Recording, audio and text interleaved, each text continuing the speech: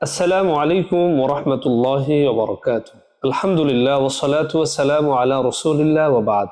সুপ্রিয় দর্শক শ্রোতা ভাই বোন, আজকের ভিডিওতে আমরা জানব বিপদের সময় আম্বিয়া একরাম কি করতেন। প্রিয় দর্শক শ্রোতা ভাই বোন, হাদিস শরীফের মধ্যে এসেছে আশাদ্দুন নাসি বালাআন আল আম্বিয়া, নবীগণ মানুষের মধ্যে সবচেয়ে বেশি পরীক্ষার সম্মুখীন হয়েছেন। আসুন আমরা জেনে নেই নবীগণ বিপদের সময় কি করতেন। হযরত ইয়াকুব আলাইহিস সালাতু ওয়াস সালাম নিজের সন্তান হারিয়ে যাওয়ার পর দীর্ঘদিন যাবৎ তিনি দুঃখ বেদনা সহ্য করেছেন, কিন্তু কোনো মানুষের নিকট তিনি অভিযোগ পেশ করেননি, বরং আল্লাহর কাছেই অভিযোগ পেশ করেছেন, আল্লাহর কাছেই সাহায্য চেয়েছেন। হযরত আইয়ুব আলাইহিস সালাতু ওয়াস সালাম নিজের শরীর, ধন, সম্পদ সব কিছুই তার পরীক্ষার সম্মুখীন হয়েছিল, কিন্তু তিনি কারো কাছেই অভিযোগ পেশ করেননি, কোনো কান্নাকাটি করেননি, বরং তিনি সবকিছুই আল্লাহ তাআলার নিকট ন্যস্ত করেছিলেন এবং আল্লাহর কাছে সাহায্য চেয়েছিলেন।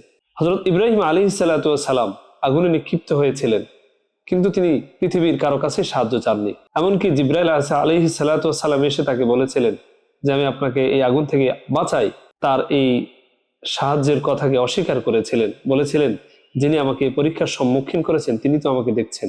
এভাবে হযরত ইসমাঈল আলাইহিস সালাতু ওয়াস সালাম যখন তিনি তাকে জবাই করার জন্য ইব্রাহিম আলাইহিস সালাতু ওয়াস সালাম শোয়ালেন এবং স্বপ্নের ব্যাখ্যা বললেন, স্বপ্নের কথা বললেন, তখন তিনি বললেন সাতাজিদুনি ইনশাআল্লাহু মিনাস সাবিরিন, আপনি আমাকে ধৈর্যশীলদের মধ্যে পাবেন, এবং আল্লাহর উপর তিনি ন্যস্ত করেছিলেন।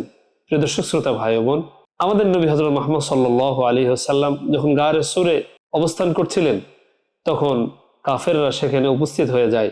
আবু বকর রাদিয়াল্লাহু তাআলা আনহু রাসূলকে বলছিলেন যে ইয়া রাসূলুল্লাহ, তারা যদি একটু নিচু হয়ে তাকায় তাহলে তো আমাদেরকে দেখে ফেলবে।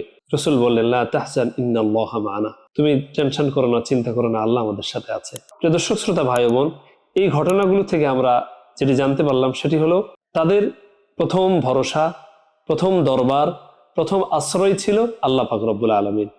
আমাদেরও এমন হওয়া উচিত। তাই এক কবি বলেন, হর মারহালা গম মে মিলা তুঝসে তসল্লি, হার মোড় পে ঘবড়া কে তেরা নাম লিয়া হো। কবি বলেন, যখনই আমি কোনো বিপদের মোড়ের সম্মুখীন হয়েছি আমি তোমার নামের আশ্রয় নিয়েছি। প্রিয় দর্শক শ্রোতা ভাই বোন, তাই আসুন আমরা সকলেই যখন যে অবস্থায় থাকি না কেন, যে বিপদেই পড়ি না কেন, সর্বপ্রথম আমরা আল্লাহ তাআলার নিকট ফিরে যাব, আল্লাহর কাছেই আশ্রয় চাইব। আল্লাহ পাক আমাদের সকলকে আমল করার তৌফিক দান করেন। আসসালামু আলাইকুম ওয়া রাহমাতুল্লাহি ওয়া বারাকাতুহু।